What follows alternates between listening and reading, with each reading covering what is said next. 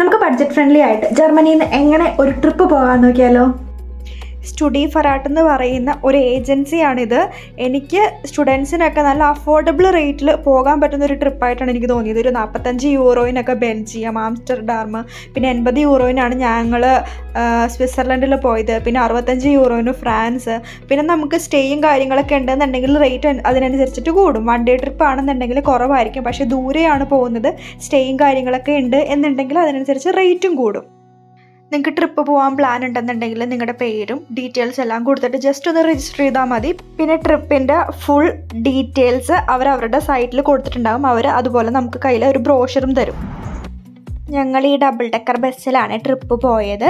പിന്നെ അതുപോലെ അവരിടയ്ക്ക് ഈ പെട്രോൾ പമ്പിലൊക്കെ നിർത്തി തരാം, നമുക്ക് ഫ്രഷ് ചെയ്യണം, ടോയ്ലറ്റിൽ പോകണം എന്നൊക്കെ ഉണ്ടെന്നുണ്ടെങ്കിൽ.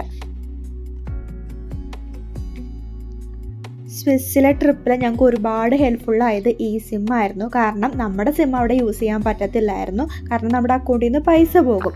1 GB 4 യൂറോയാണ് ഇവർ ചാർജ് ചെയ്യുന്നത്.